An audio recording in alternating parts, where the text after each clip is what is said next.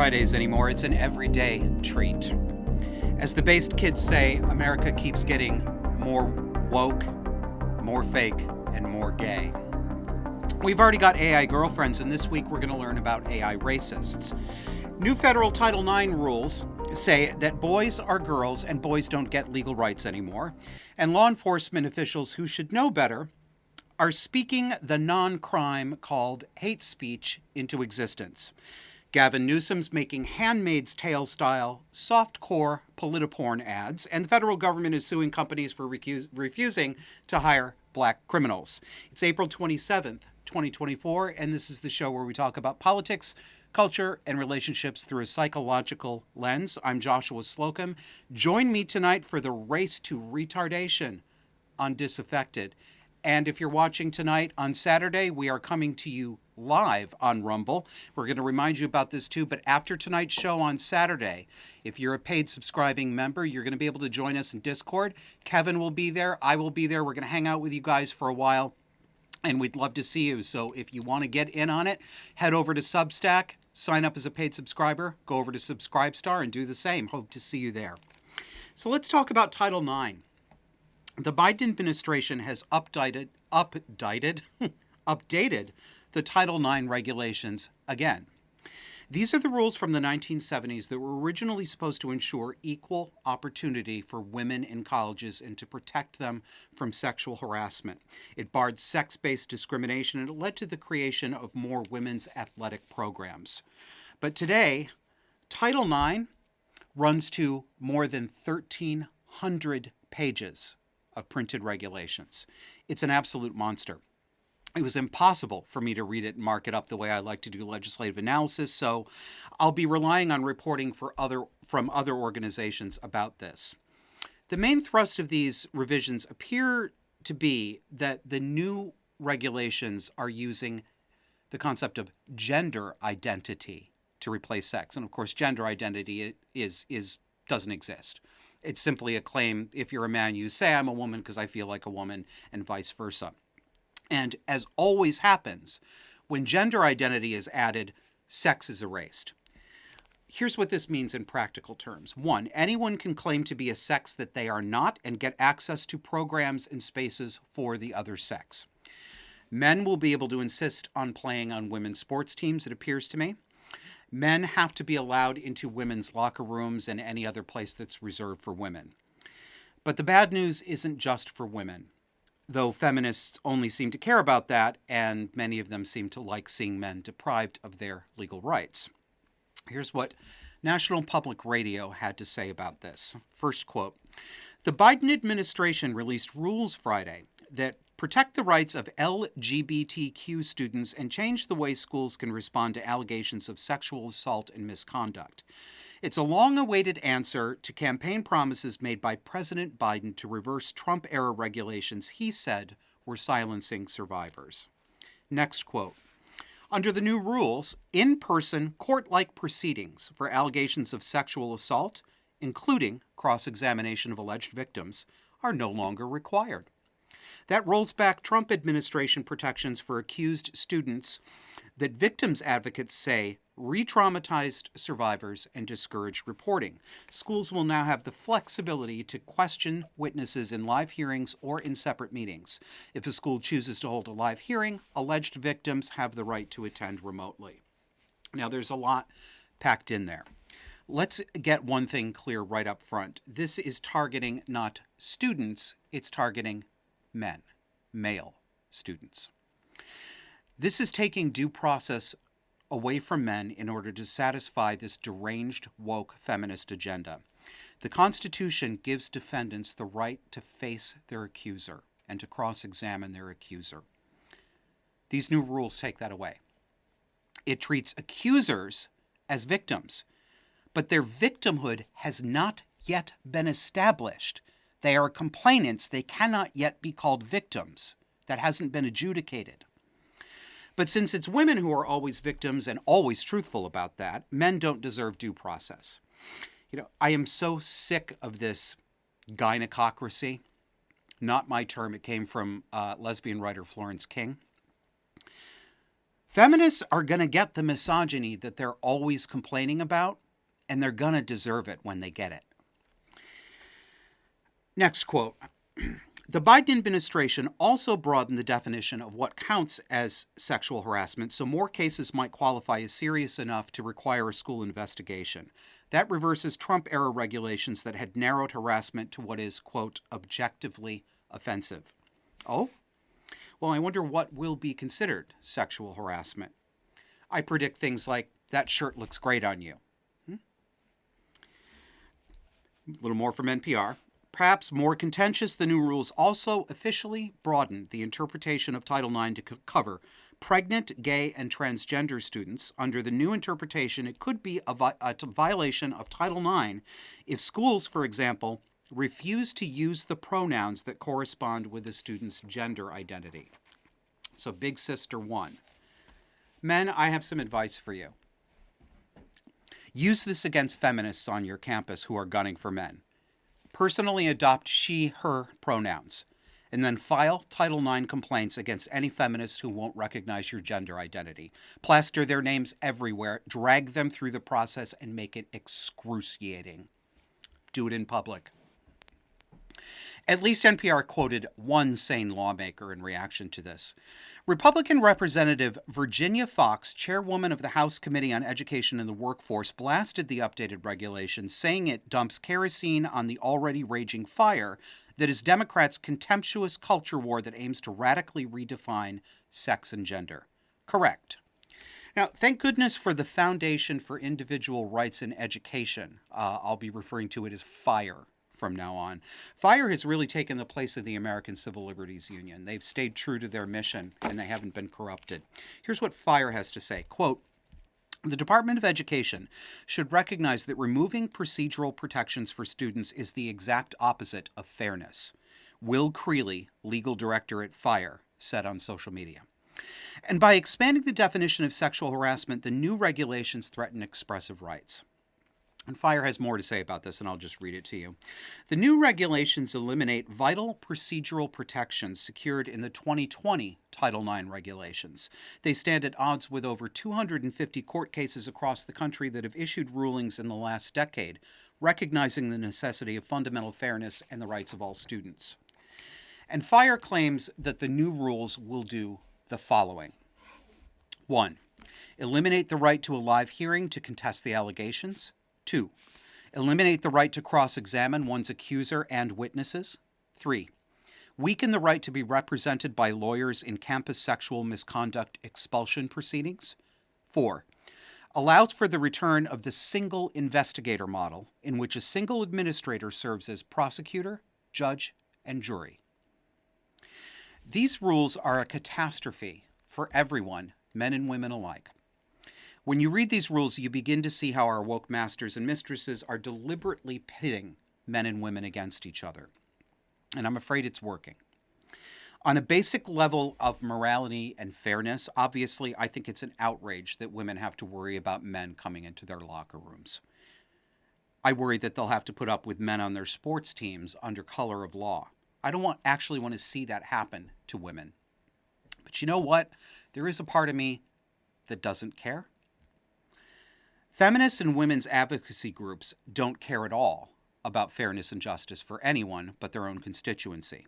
It is feminist thinking that's taking the rights away from accused men and putting alleged victims on a protected pedestal. Why should men care about women and feminists when they're working against men? Feminists expect men to take all their crap, allow women to take their rights to legal process away, and still put our capes over a puddle so that they can walk on them. Well, the answer to that is no. If women are willing to cut the shit, if feminists are willing to cut the shit and stand against this assault on men's due process, I predict more men would be willing to speak out vocally against the invasion of women's private spaces. But if they don't, then frankly, a not inconsiderable part of me hopes that their locker rooms get filled to the brim with tranny men. This is the fruit of decades of male hatred under the guise of equality. Feminists did this. They deserve to be ignored and left to wallow in the consequences of their venality and selfishness. Which brings me to some thoughts I'd like to share about the emotion that we call hate.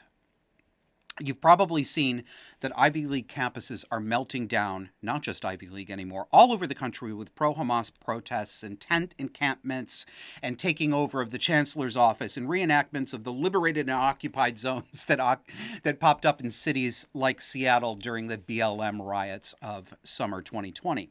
Students are taking over the campuses with their rallies. Many of them are screaming at Jewish students and faculty, occasionally physically assaulting them.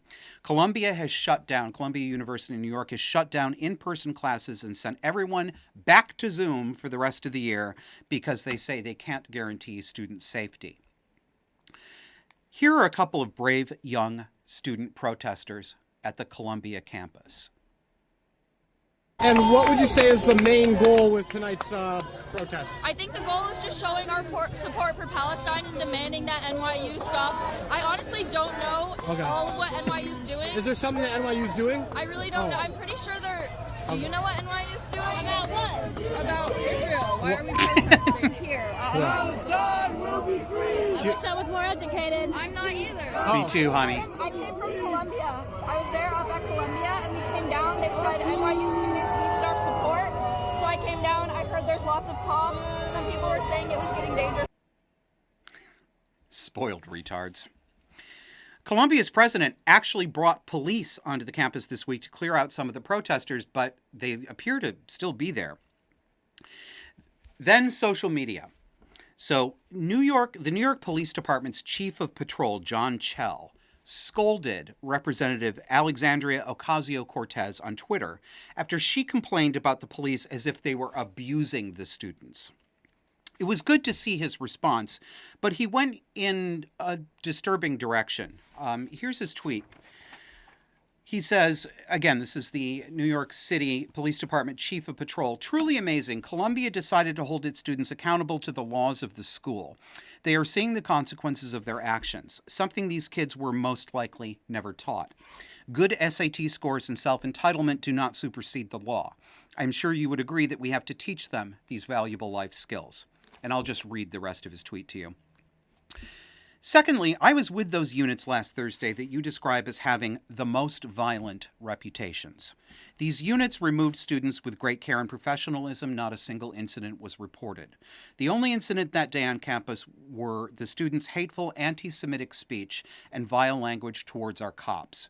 I'm sure you agree any hateful speech is unacceptable. You should rethink your comments to a simple thank you to the NYPD, and hate has no place in our society. Maybe you should walk around Columbia and NYU and listen to their remarks of pure hatred. I will ensure these units will protect you as they do all New Yorkers 24/7, 365. Lack of accountability equals consequences. Hate from anyone, anywhere has no place in our city and country. Here's what I tweeted in response. I appreciate the role of the police in a way that I didn't when I was a progressive, but Chief, you may want to reconsider statements about hate speech being unacceptable. I know that you know the First Amendment. You can make your point, and I agree with you, not AOC, without succumbing to this creeping false idea that America has a hate speech exception to the First Amendment. It does not. And you and I both know that you, as a law enforcement officer, know that. Well, it turns out that I had more to say about hate, hatred, and hate speech. So I'm going to read to you a Substack piece I put up about this. We have privileged feelings and emotions to such a degree in this society that it is now difficult or impossible for people to separate them, to separate how they feel about something from the bare fact of something. And it's not just stupid people, it's not just narcissistic people, it's normal, smart, everyday adults too. Trying to discuss a legal fact these days as distinct from how people emote about that fact feels like trying to swim up to the surface in a pool of molasses. Treacle if you're British. Feminine molasses. No, it's not all women, and yes, men do this too. But it is a female-style emphasis on emotion to the exclusion of even acknowledging that the discussion on the table is about a fact. I'm talking about a conversation that I try to start often on social media from time to time about hate speech. I recently posted on Twitter that we've forgotten that the U.S. doesn't recognize hate speech. There's no hate speech exception to the First Amendment. It's a fact. That's not my opinion. It is a fact. Free speech exceptions include, as they should, libel, harassment, and incitement to violence. But they do not include exceptions for subjectively defined so-called hate speech. I followed that up by saying that it's not illegal to have the emotion that we call hate. One may feel it's unwise or immoral, but it is certainly not illegal. This conversation, these thoughts, inevitably gets responses that include what I call the good girl or the good boy sop. This is when a person seems to defend free speech, but undercuts his or her argument by slipping in obligatory phrases like this. Of course, I try not to hate because I know it does harm. Of course, racism still exists and it must be fought. Of course, homophobia still exists and it must be fought. Etc., etc. The SOP is a defense mechanism. Translated into plain terms, it means, I know I'm going to be seen as some kind of right-wing freak because I'm tentatively defending free speech and unpopular thought, so I'm going to signal that I'm not a bad troglodyte fascist by repeating the obvious and irrelevant bromides that signify that I'm not a racist, sexist, misogynist hater. The SOP brings a lot of problems. 1. It drags the conversation away from the main point. As a reminder, that main point is that it is legal to feel hate and it is legal to say hateful things. And that has nothing to do with how observers feel about that state of affairs. Guess who's happy to have you willingly deprive yourself of a conversation about your legal rights? The people who want to shut you up. Number 2, it shows the anti-free speech side that one is socially biddable and one can be induced to shut up or back down with sufficient pressure. Such a person will stop vigorously defending his speech if enough black or queer or whatever people apply emotional guilt tactics. Number 3, it gives the false impression that racism, for example, still exists in the extreme way that it existed 70 years ago. It privileges alleged racist behavior, and you can substitute sexist or misogynist or transphobic anywhere you like. It privileges this alleged discriminatory behavior over all other legal or moral concerns. The net effect is to keep us mired in a false view of reality and to make it unseemly or mean to prioritize anything other than fighting racism, fighting misogyny, fighting homophobia. The fact is that all of these prejudices have been so successfully vanquished that it's a perverse joke to pretend otherwise. The pendulum has swung so far away from casual bigotry that the former targets of that bigotry, blacks, gays, transgender people, women, have vastly more cultural power than the average ordinary white American man, for sure. Too many such people have social approval to bully and cancel each other with no legal or moral check on their behavior. What I'm trying to do when I talk about this is to remind people of what their legal rights are. And I'm trying to convince them to resist the culture machine's illusion of thinking and emotion so that we can separate out what's factually true from what we feel about things. And yes, this is connected to cluster B behaviors. And no, I don't mean that all of the people who engage in these behaviors are personality disorder. They're not.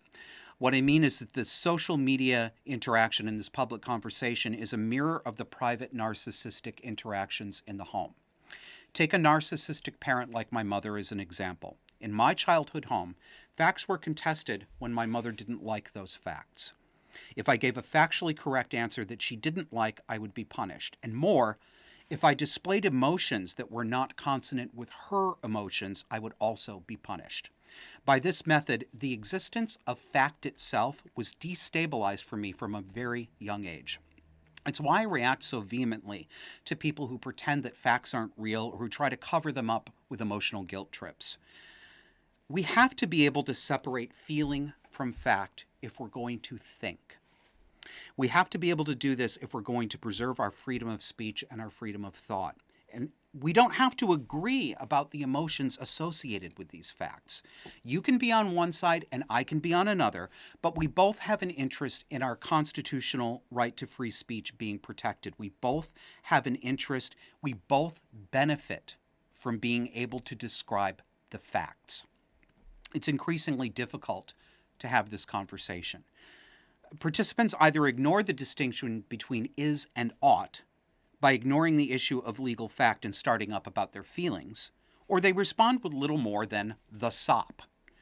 That's what I mean when I say it feels like trying to swim to the surface of a pool filled with emotional molasses. Now, we're coming up on a break here, and I want to remind you that if you need somebody to talk to about an abusive situation, you can talk to me.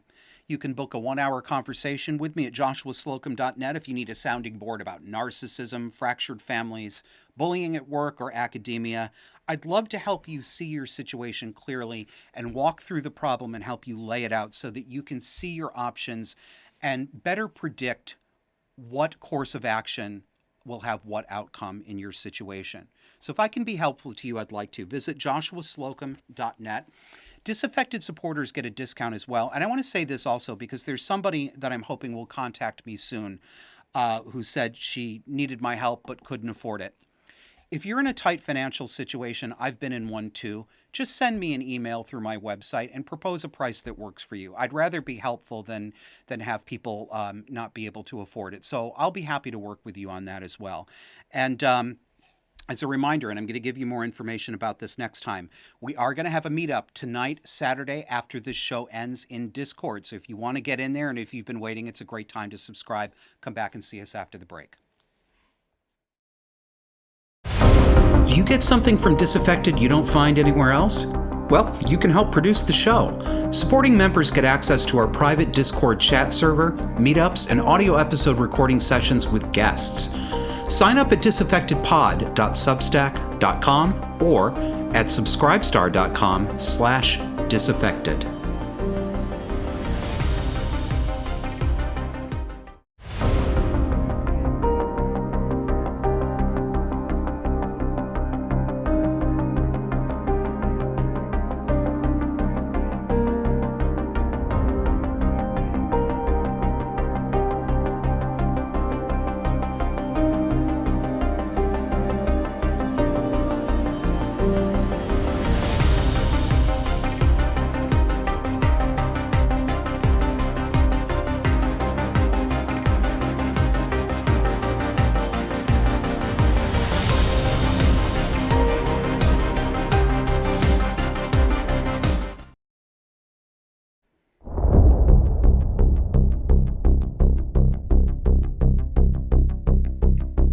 Welcome back. I noted last week how black people have carte blanche to do and say just about anything at all with zero social consequences. People like MSNBC's Joy Reid can drip contempt and racist hatred for white people right on the air, and polite society either says nothing or applauds her. Black people can riot and burn cities and government buildings. No, I know it's not just black people, but they definitely get off easier in this one. They get away with it if they say they're fighting whitey. But racism is just as bad as it ever was, we're told. And the average white person hates black people, even though they won't admit it in public. Take a listen to some of these sentiments from a white man that were recorded in secret. You know, I seriously don't understand why I have to constantly put up with these dumbasses here every day. Between these ungrateful black kids who can't test their way out of a paper bag, or these teachers who don't get it, how hard is it to get these students to meet their grade level expectations? Lawrence and Ravenel should have never been hired. And don't let me get started on DJ. I'm going to drag his black ass out of here one way or another. I'm going to get something to stick. I'm just so sick of the inadequacies of these people. And if I have to get one more complaint from one more Jew in this community, I'm going to join the other side. Pretty ugly from Principal Eric Eiswert of Pikesville High School in Maryland, isn't it? Except that conversation never happened. Meet DJ Darian, a former employee of Pikesville High School. This is from townhall.com. A black ex-employee allegedly used artificial intelligence to frame the white principal of a Baltimore area high school as a racist and an anti-Semite, resulting in relentless threats, harassment, and the principal temporarily being removed from the school. Dazon DJ Darian is accused of impersonating Pikesville High School principal Eric Eiswert using AI-generated audio to mimic his voice and make racist anti-Semitic statements on a simulated recording that was then widely circulated across social media. Well, Darian had some help, too. Meet health sciences teacher Shay Ravenel. There she is. Feeling cute, Shay? Quote, 3 teachers reportedly received the recording the night before it went viral. One of them said she had received an anonymous email containing the MP3 around 10 p.m. on January 16th, about a half hour prior to the video's posting, as well as a call from Darian and Shay Ravenel telling her to check her inbox. Next quote. Ravenel told police she subsequently forwarded the email to members of the media, the National Association for the Advancement of Colored People, the NAACP, and a student, quote, who knew she would rapidly spread the message around various social media outlets and throughout the school, according to townhall.com. That was very helpful, Miss Ravenel. And for some reason, she hasn't been charged, and I wonder why. And what motivated Mr. Darian to do this? Quote, Principal Eiswert, initially suspected Darian was responsible for the recording's creation and release because of a grievance over Darian's contract not being renewed. Darian was under fire for theft as the subject of an internal investigation initiated by Eiswert. Darian had authorized a nearly $2,000 payment to the school's junior varsity basketball coach. Next quote. Who also happened to be his roommate, under the pretense that he was an assistant girls soccer coach, though he was not, the school administration said. Eiswert determined that Darian had illicitly submitted the payment to the school payroll system, thereby bypassing proper procedures. And he almost got away with it. He got Principal Eiswert temporarily removed from his post, subject to an investigation, and barraged with threats and recrimination. Luckily, and it was all over the media. I don't have these clips for you, but local news stations, of course, ran with the story, and they had aggrieved parents who believed that they were hearing him make actually racist and anti-Semitic remarks, and they were all calling for his head. Get him out of here now, get him out. Luckily, investigators found out, and they arrested Darian, charging him with stalking, theft, and retaliating against a witness, but Darian didn't want to go to jail, so he took off for the airport trying to fly to Houston with a gun. Quote, Darian was stopped during a security check due to the method in which his declared firearm was packaged. That's when officers with the Maryland Transportation Authority noticed the warrant issued for his arrest. Authorities indicated they're not sure whether Darian was trying to flee. He was released on $5,000 bond following a hearing on Thursday. How much more of this is going to happen? Are we going to wake up to the black race scam in this country ever? Because we've had long enough, haven't we? We've seen enough of this, haven't we? All right, let's switch gears. You know, it's hard to feel sympathy for actor Alec Baldwin. He's arrogant, and he's facing trial for shooting a gun on a film set, killing one of the crew, almost certainly by accident. But it appears through negligence, too. That's why he's going to be facing trial. But it is possible to feel empathy for him when you watch this. Alec, can you please say Free Palestine one time? Why did you kill that lady? You killed that lady and got no jail time? For those of you on audio, no jail time, he's standing Alec? in a coffee shop. No jail time, Alec. You're putting innocent people in jail, Alec Baldwin. I'm so sorry. Free Palestine, Alec, just one time, and I'll leave you alone. I'll leave you alone, I swear. Just say Free Palestine one time. One time. One time. One time, Alec. You know he's a criminal. You know he's a fucking criminal. Come on, Alec, just say Free Palestine one time. One time, just one time, please. And I'll leave you alone. Free Palestine. Fuck Israel, fuck Zionism. Please say it. One time. Could you do me one quick favor? That ending was so satisfying with him knocking her phone out of her damned hand. Well, it turns out this woman has form, as the Brits would say.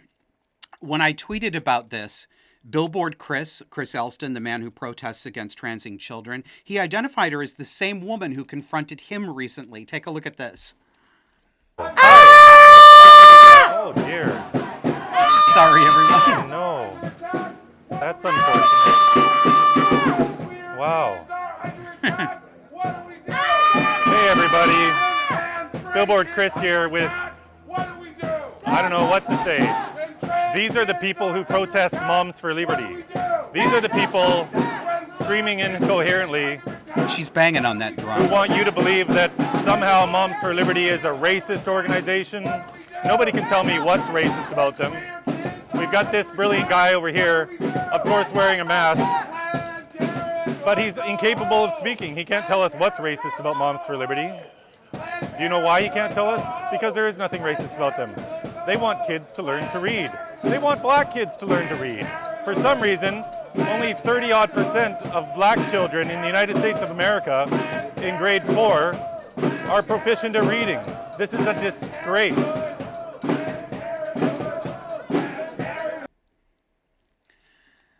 Okay, as much as it pains me to do it, I have to give credit where it's due to the other side. There was one sign in there that cracked me up. It said, "No Planned Parenthood."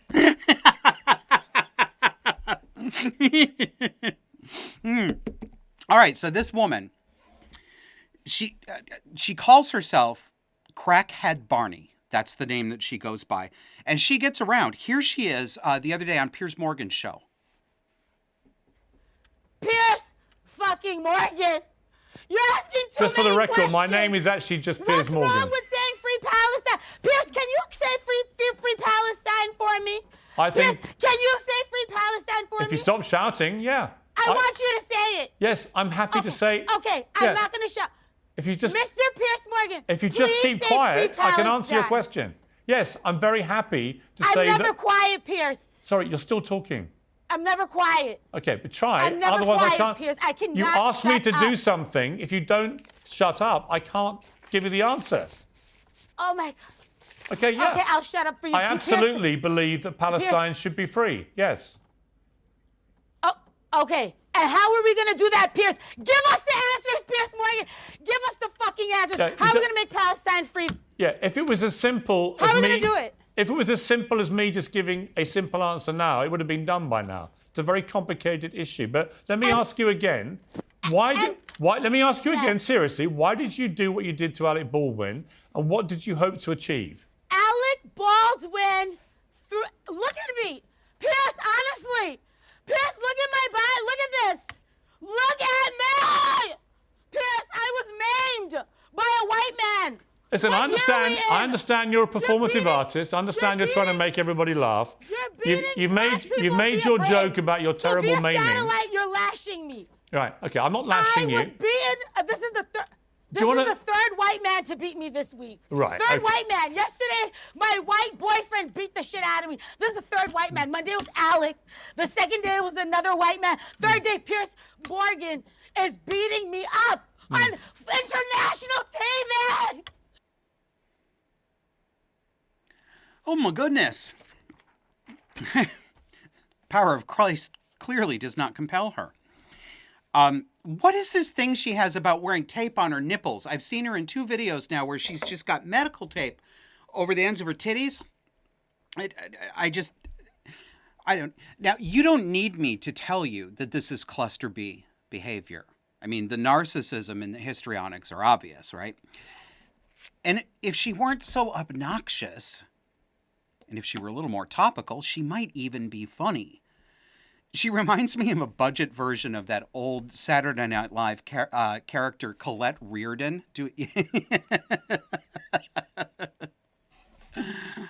Let's all take an Ativan for the bruise. All right, it's time for another break. When we go to break, stay on your screen You know, I mean, I guess you can go out to the lobby and get yourself a snack, but stay on the screen. And take a look at some of the shenanigans that Kevin's been up to while he's been on the road across the country. He's in Tucson, and he's been putting up show promo stickers all over the place and triggering the Tucson wokies. The stickers say trans women are really just men, and then give a QR code back to our website. And take a look, because just like here in Burlington, somebody's clawing them down. They're scratching them down with their claws. And here it is. If you have been waiting, tonight is the night to become a subscribing, supporting member. Kevin and I are going to be hanging out tonight, Saturday, April 27th, live in our private Discord with paying members as soon as the show is over. And if you want in, sign up as a paid member at disaffectedpod.substack.com or through subscribestar.com/disaffected. And when you do sign up, you're going to get an automated email, so make sure to check for that. It's going to have a link and instructions for how to get into the Discord. See you soon.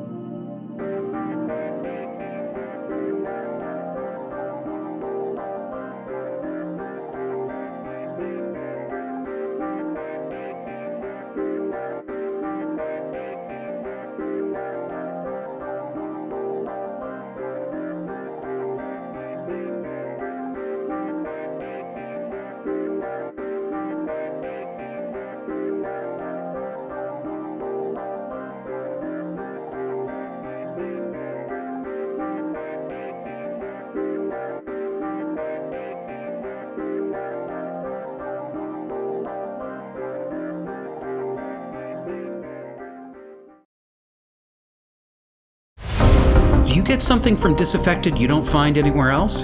Well, you can help produce the show. Supporting members get access to our private Discord chat server, meetups, and audio episode recording sessions with guests. Sign up at disaffectedpod.substack.com or at subscribestar.com/disaffected.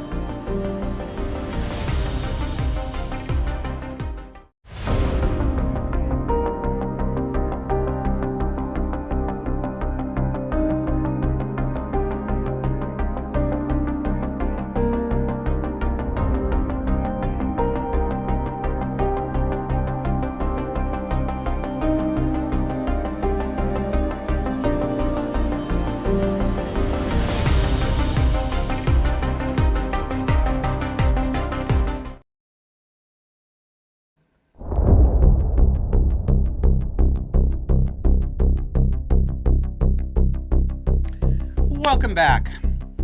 You remember when Netflix filmed Margaret Atwood's novel, The Handmaid's Tale, and all the feminists were wearing those ridiculous Dutch maid costumes to protest patriarchy? Well, people started to notice that the intense feminist interest in this sci-fi tale of male domination and forced impregnation seemed suspiciously like a private sexual fantasy. And I think they had a point. The latest iteration of this comes from California Governor Gavin Newsom, who proudly tweeted out his latest commercial.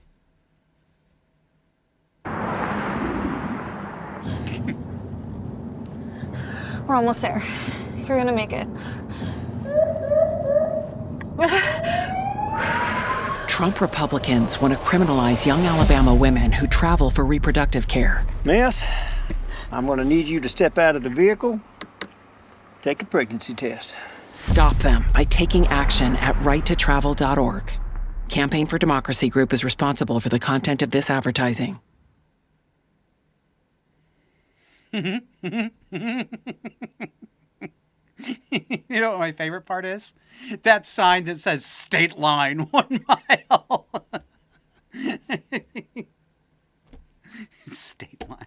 You're crossing state lines. Remember that from Kyle Rittenhouse? He crossed state lines. Yeah. So here's what we've learned from the, yeah, see, there it is right there. I'm going to get to that. Here's what we've learned from this commercial. Apparently, all cops talk in a stereotypical Southern bumpkin twang. Southern cops keep first response pregnancy tests in the car at the ready. Cops ask women to get out of the car and pee on a stick on the side of the road. And cops magically know which women may be pregnant, and they lie in wait at the state borders just like a spider. Just look at the melodrama of the acting in this commercial. The heaving breaths, the expression of pure terror, the lingering gaze toward the camera at the end from the pretty girl. I mean, this may be overinterpreting a bit, but I almost think that final shot in that commercial with her bent over the hood of the car is supposed to suggest rape or violation of some sort. Come on, would you really put it past them? All right, federal shenanigans. When I moved to rural Virginia in 1999, I encountered my first Sheetz gas station and deli. They had a full-service sandwich counter in their gas stations, which was something that never existed up north in those days. A gas station selling restaurant food? I was disgusted. I thought it was, who would buy food from a gas station? Well, within a week, of course, I was eating nothing but their cheesesteak double meat extra mayo. It's one of the best ones I've ever had. Now come to find out, though, that the Sheetz family-owned chain is a hotbed of what? Racism. From the Associated Press. The Sheetz convenience store chain has been hit with a lawsuit by federal officials who allege the company discriminated against minority job applicants. Sheetz, which operates more than 700 stores in 6 states, discriminated against Black, Native American, and multiracial job seekers by automatically weeding out applicants whom the company deemed to have failed a criminal background check, according to U.S. officials. That's right. The feds are suing this company because it ran criminal background checks and declined to hire criminal applicants who flunked the test. Yes, the government is saying that you have to hire criminals if they're non-white. You may not discriminate against a felon. Oh, the government gives itself plausible deniability, of course. You can screen for a criminal background check, but you can't turn away a disproportionate number of non-white criminal applicants. This is the important point to understand about this. The doctrine of disparate impact. Remember that phrase, disparate impact. This doctrine has ruled our legal system on race for decades, at least since the 1970s. It means that if the government finds that an action affects a numerical percentage of non-whites more than it does whites, that is illegal and racist all by itself on its face. Nothing else needs to be proved. That's it. It's illegal. If more blacks, disparate impact looks at the situation this way. If more black students get disciplined at a high school because factually more black students than white students act out, that is considered racism and illegal under disparate impact. If fewer blacks get hired at a company because fewer black people are qualified, that's racism. That's how this works. End of story. There's no defense against it. The government even admits it. They come right out and say that intent doesn't matter and that they don't think that Sheetz was motivated by racial animus, but they did a racism just the same. Quote, Federal officials said they do not allege Sheets was motivated by racial animus, but take issue with the way the chain uses criminal background checks to screen job seekers. That's from the Associated Press.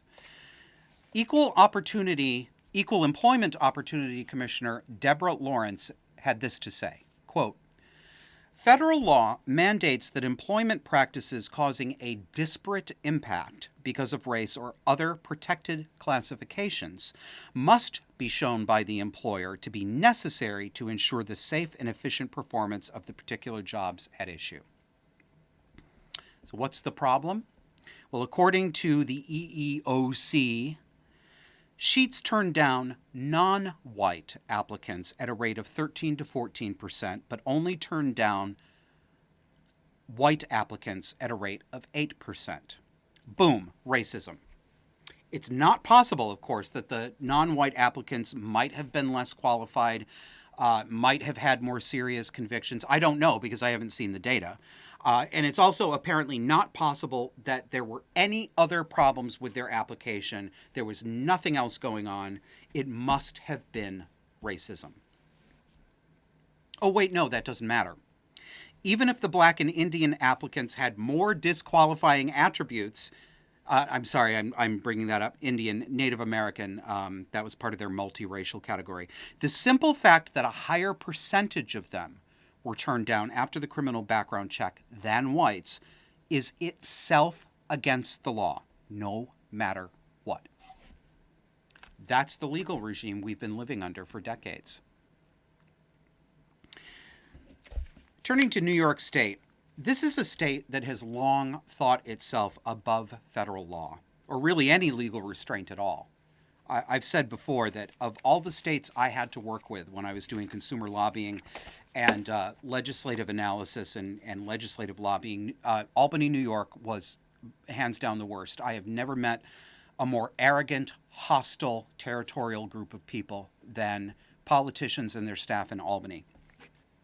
Now, New York has been smacked down by the courts consistently for enacting gun laws that are unconstitutional and out of step with Supreme Court precedent, but nothing stops them. Check this out. This comes from redstate.com, and it's about a man named Dexter Taylor. From Red State. A Brooklyn man has been convicted of 13 weapons charges after having been arrested and charged in 2022 for building his own firearms. Dexter Taylor's ordeal could become a landmark Second Amendment case in light of the Bruin ruling handed down in the same year. The jury found Taylor guilty of second-degree criminal possession of a loaded weapon, 4 counts of third-degree criminal possession of a weapon, 5 counts of criminal possession of a firearm, second-degree criminal possession of 5 or more firearms, unlawful possession of pistol ammunition, violation of certificate of registration, prohibition on unfinished frames or receivers. Taylor, a 52-year-old New York native and software engineer, discovered the world of gunsmithing years ago. He decided to take it up as a hobby and possibly turn it into a business later. However, when a joint Alcohol, Tobacco, and Firearms New York Police Department task force discovered that he was legally buying parts from various companies, they opened up an investigation that led to a SWAT raid and an arrest. He's currently being jailed on Rikers Island as he awaits sentencing. Taylor's conviction highlights the ongoing battle for gun rights. During an interview with Vinu Varghese, Taylor's defense lawyer, he detailed how Taylor's trial proceeded and highlighted a distinct bias in favor of the prosecution. Now, that's frightening enough, but here's what should really scare us. I'd like you to meet Judge Abina Darke, who presided over the trial. Here she is. Judge Darke apparently interrupted the defendant's lawyer, Mr. Varghese, several times and prevented him from arguing for his client's constitutional rights. I'm going to give you a verbatim quote from the judge during the trial. "Do not bring the Second Amendment into this courtroom. It doesn't exist here. So you can't argue the Second Amendment. This is New York." But is it SETI Alpha 5? Really? The U.S. Constitution doesn't apply in New York. Where did she learn this? What other federal rights don't exist in New York? How did New York State get an exemption from the Constitution? She also tried to stop the defendant's lawyer from bringing up jury nullification. And if you haven't heard of that, please pay close attention. It may be useful to you. Jury nullification is when a jury refuses to convict. They outright refuse to convict because the law or the prosecution is unjust. You have the right to do this as a jury member. Nobody can take that right from you. You realize that, right? That you don't have to convict, that you have a choice. You can go for not guilty. That's jury nullification. Even if you believe he's guilty of the law, but you think the law is so unjust that it's absurd and perverse that it was brought against a defendant, you can vote, no, I'm not going to convict. Don't ever let anyone tell you that that's illegal. They're lying. Judges lie about this. Lawyers lie about it. I've seen them do it in my work. Here's what the defense lawyer reports. Quote, I actually argued that jury nullification is allowed in this case because there is some law from the High Court of New York that talks about lawyers who made jury nullification arguments. And basically they said judges shouldn't encourage it, but they can't prevent it. I actually made a pitch directly to Judge Darkay to allow me to argue nullification. She, of course, rejected that. All right, now let's turn to the military. It seems that there are no institutions or legal structures left that care about the Constitution, citizens' rights, or even sanity. And that includes the military. A West Point law professor recently said he's worried the military will start court-martialing soldiers who don't use bespoke gender pronouns. Captain Thomas Wheatley told the Daily Caller that a 2020 equal opportunity law makes it possible for the military to court-martial soldiers who won't say the pronouns. And Wheatley says that he's worried that military commanders will use the Uniform Code of Military Justice to prosecute servicemen as engaging in conduct unbecoming for refusing to use gender pronouns. Quote, service members could conceivably be court-martialed for refusing to use another person's self-identified pronouns, even when that refusal stems from principled religious conviction, Wheatley told the Daily Caller. This law applies to service members at all times and in all locations, even when they're off duty and in the privacy of their off-post residence. So, really, at home too. How long will it be until they can actually monitor the contents of our minds and regulate that too? That's coming. You know it's coming. Wheatley also asked this. Is it now unbecoming and incompatible with service as a commissioned officer to openly hold sincere religious convictions surrounding the act of creation and the nature of human sex? Yeah, I think the answer to that is yes. All right, this show's been a little heavy, so let's take it out on something a little bit lighter. There's a viewer comment I want to share with you. You remember the story that I closed the show with last week about the African ladyboy prostitutes I learned about in my anthropology class in college, and how they rub tuna juice on their junk to fool their straight sailor customers? Well, regular show viewer Cheryl had this to say. Put him up, Kevin. Let's have Charlie Tuna up on here. Put me next to Charlie Tuna. Come on, snuggle me right in there. Thank you. So, Cheryl, thank you. Here's what Cheryl had to say. Just had to pass on a note about your latest podcast that my husband Joe and I listened to yesterday on a long car trip. You recounted a long ago college course you had on gender in the third world where the instructor preposterously claimed that trans women prostitutes working in a seaside port in an African nation would rub tuna fish on their genitals to better mimic being female. And you called her out immediately and said, no, they don't. I was already laughing at this, and then Joe said, wait, they're working down at the docks? What about the seagull issues? And we laughed until there were tears. I pictured these men trying to stroll around the docks all nonchalant while constantly batting away seagulls diving at their crotches. And you know what, Cheryl? I was thinking about this getting ready for the show, and I was picking up a sandwich on the way in. And I walked out of the place. I walked out of the sandwich place, and two girls were sitting on a rock eating a couple of chocolate chip cookies. And they must have thought I was crazy or retarded. Because as soon as I walked outside, this seagull that was pecking at a wrapper took a look at me and just freaked out seagull style and made this exact noise. And then flew away. All right, that's the show. Remember, members, paid subscribers, if it's Saturday and you're watching us live, meet us in a couple minutes in Discord. We'll see you there. See you next week.